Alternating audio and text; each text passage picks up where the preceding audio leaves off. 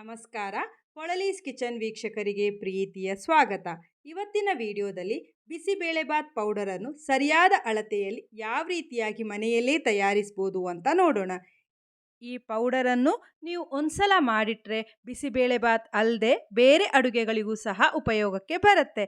ಹಾಗಾದರೆ ತಡ ಯಾಕೆ, ಬನ್ನಿ ರೆಸಿಪಿ ನೋಡೋಣ. ಒಂದು ಬಾಣಲೆಗೆ 1 ಚಮಚದಷ್ಟು ಬಿಳಿ ಎಳ್ಳು ಹಾಗೂ 1 ಚಮಚದಷ್ಟು ಗಸಗಸವನ್ನು ಹಾಕಿ ಹುರಿಬೇಕು.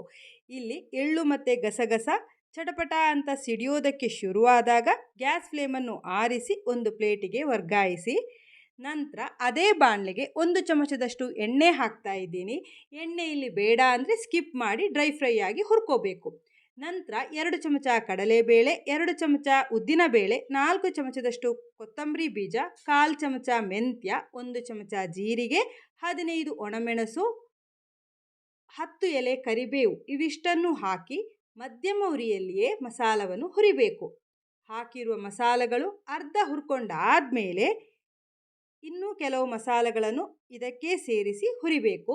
4 ಲವಂಗ, 4 ನಕ್ಷತ್ರ ಸೋಂಪು, 4 ಏಲಕ್ಕಿ, 2 ದೊಡ್ಡ ಗಾತ್ರದಷ್ಟು ಚಕ್ಕೆ, 1 ಚಮಚ ಕಾಳುಮೆಣಸು ಇವಿಷ್ಟನ್ನು ಹಾಕಿದ ನಂತರ 4 ಚಮಚದಷ್ಟು ಒಣ ಕೊಬ್ಬರಿಯನ್ನು ಹಾಕಿ ಮಸಾಲವನ್ನು ಪೂರ್ತಿ ಕೆಂಪಗೆ ಆಗೋ ತನಕ ಹುರ್ಕೊಳ್ಬೇಕು. ನೋಡಿ, ಈ ಥರ ಸೀದು ಹೋಗದಂತೆ ಹುರಿಯೋದು ತುಂಬ ಮುಖ್ಯ. ಇನ್ನು ಮೊದಲೇ ಹುರಿದಿಟ್ಟಂತಹ ಎಳ್ಳು ಗಸಗಸವನ್ನು ಹಾಕಿ ಎಲ್ಲವನ್ನು ಚೆನ್ನಾಗಿ ಮಿಕ್ಸ್ ಮಾಡಿ ಗ್ಯಾಸ್ ಫ್ಲೇಮನ್ನು ಆರಿಸಬೇಕು.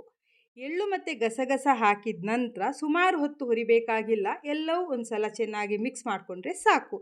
ಇನ್ನು ಬಿಸಿ ಆರಿದ ನಂತರ ಒಂದು ಮಿಕ್ಸಿ ಜಾರಿಗೆ ಹುರಿದಂತಹ ಮಸಾಲವನ್ನು ಹಾಕಿ ಆದಷ್ಟು ನುಣ್ಣಗೆ ಹುಡಿ ಮಾಡಬೇಕು. ನೋಡಿ, ಹುಡಿ ಮಾಡಿಕೊಂಡಾಯಿತು. ಬಣ್ಣ ಹಾಗೂ ಪರಿಮಳ ಅದ್ಭುತವಾಗಿ ಬರ್ತಿದೆ. ಇನ್ನು ಇದನ್ನು ಗಾಳಿಯಾಡದ ಬಾಟಲ್ನಲ್ಲಿ ಹಾಕಿಟ್ರೆ 5 ರಿಂದ 6 ತಿಂಗಳವರೆಗೂ ಉಪಯೋಗಿಸ್ಬೋದು. ನೋಡಿದ್ರಲ್ಲ, ಮನೆಯಲ್ಲೇ ರುಚಿಯಾಗಿ ಕಲಬೆರಕೆ ಇಲ್ಲದೆ ಯಾವ ರೀತಿಯಾಗಿ ಬಿಸಿಬೇಳೆಬಾತ್ ಪೌಡರ್ ಮಾಡೋದು ಅಂತ. ಇನ್ನು ಮುಂದೆ ಇದೇ ವಿಧಾನದಲ್ಲಿ ಬಿಸಿಬೇಳೆಬಾತ್ ಪೌಡರ್ ಮಾಡಿ ಬಿಸಿಬೇಳೆಬಾತನ್ನು ಮಾಡಿ ಎಂಜಾಯ್ ಮಾಡಿ. ಇವತ್ತಿನ ವಿಡಿಯೋ ಇಷ್ಟ ಆಗಿದ್ರೆ ಲೈಕ್ ಮಾಡಿ, ವಿಡಿಯೋವನ್ನು ಫ್ರೆಂಡ್ಸ್ ಆ್ಯಂಡ್ ಫ್ಯಾಮಿಲಿ ಜೊತೆ ಶೇರ್ ಮಾಡಿ. ಪೊಳಲೀಸ್ ಕಿಚನ್ ಇನ್ನೂ ಸಬ್ಸ್ಕ್ರೈಬ್ ಆಗಿಲ್ಲ ಅಂದರೆ ದಯವಿಟ್ಟು ಸಬ್ಸ್ಕ್ರೈಬ್ ಆಗಿ ನೋಡಿ. ಮುಂದಿನ ವಿಡಿಯೋದಲ್ಲಿ ಭೇಟಿಯಾಗೋಣ. ಧನ್ಯವಾದಗಳು.